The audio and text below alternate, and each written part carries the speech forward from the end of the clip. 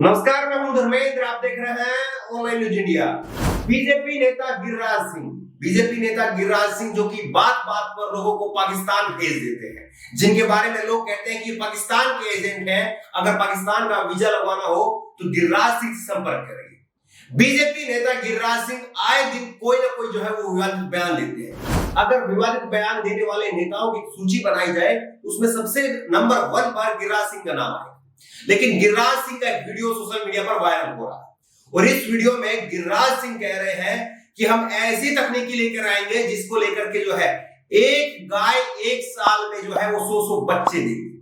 गिरिराज सिंह जो है वो अजीबो गरीब बयान दे रहे हैं और वो कह रहे हैं कि एक गाय जो है वो एक साल में 100 बच्चे देगी।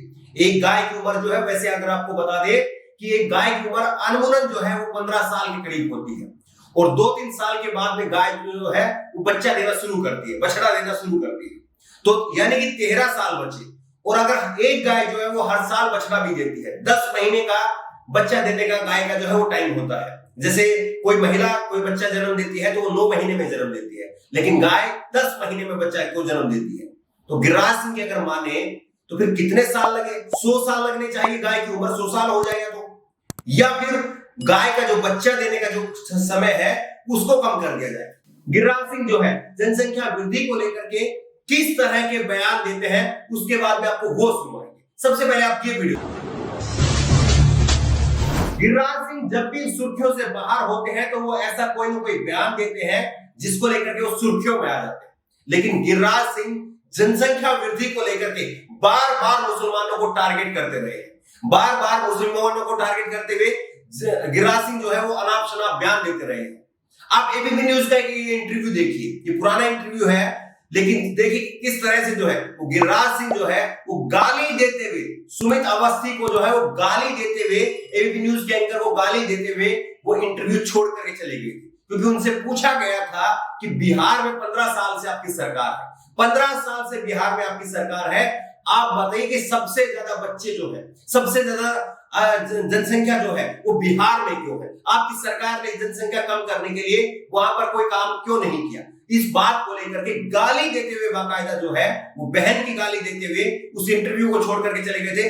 देखिए एक बार जरा गिरिराज सिंह की मानसिकता, इसी मानसिकता की वजह से और इसी तरह के बयानों की वजह से वो लगातार सुर्खियों में रहते हैं। अब आपको बताते हैं कि ऐसे कौन कौन से बयान है जो विवादित बयान कहे जाते हैं और जिनको लेकर के गिरिराज सिंह को फटकार पड़ी है। अब आपको एक ट्वीट दिखाते हैं, 16 सितंबर 2018 का एक ट्वीट है और इसमें गिरिराज सिंह ने ट्वीट किया था और इस ट्वीट के जरिए कहा था कि 1947 में जिस तरह से धर्म को लेकर के भारत का विभाजन हुआ था, एक बार फिर से 2047 में आजादी के 100 साल बाद में एक बार फिर से धर्म को लेकर के भारत का जो है फिर से बंटवारा होगा। ये ट्वीट आप देखिए, 1947 में धर्म के आधार पर देश का विभाजन हुआ था, वैसी स्थिति पुनः 2047 में होगी। ये गिरिराज सिंह कह रहे हैं। 72 साल में जनसंख्या 33 करोड़ से बढ़कर के 135 करोड़ हो गई है।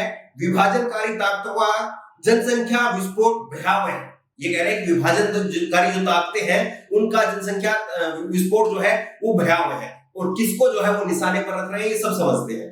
अभी तो 35A पर हंगामा हो रहा है, आने वाले वक्त में एक भारत का जिक्र करना भी असंभव होगा। जब जब भी सरकार किसी मुद्दे को लेकर के घिरती है तब तब सरकार कहती है कि आप अभी तो रुक जाइए, आने वाले समय में जो है वो इस तरह से हो जाएगा कि आपको एक संप्रदाय विशेष के लोग जो है वो आपको रहना भी मुश्किल कर देंगे। इस तरह के बयान देकर के लोगों को जो है भड़काया जाता है, लोगों को गुमराह किया जाता है।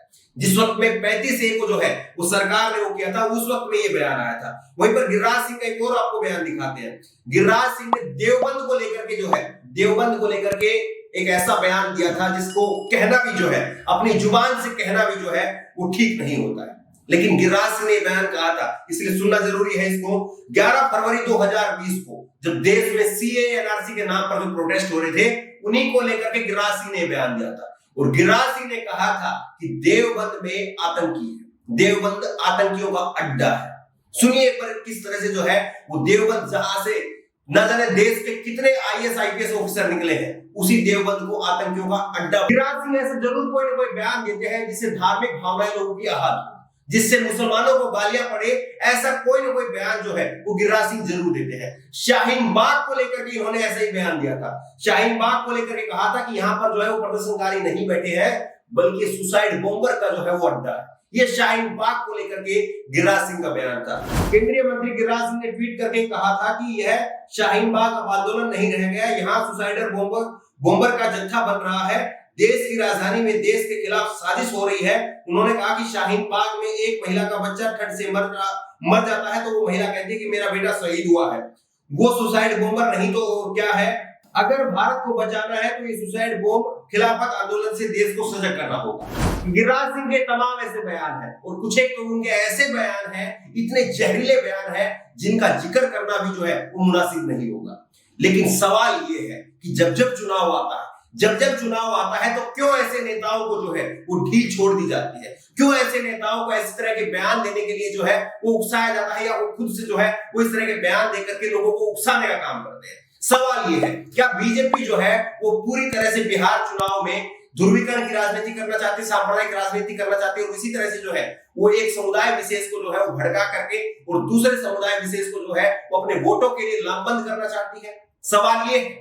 और सवाल ये है कि गिरिराज सिंह जो कि अपने बयानों के लिए मशहूर रहे हैं, उन गिरिराज सिंह पर कार्रवाई बीजेपी क्यों नहीं करती? क्या भारत का चुनाव आयोग ये नहीं देख रहा है कि किस तरह से दूसरे समुदाय के लोगों को जो है वो डराया जा रहा है, और एक समुदाय विशेष के लोगों को जो है वो अपने प्रति जो है वो वोट देने के लिए किस तरह से डराया धमकाया जा रहा है और उनको इकट्ठा किया जा रहा है? क्या भारत का चुनाव आयोग ये नहीं देख रहा है?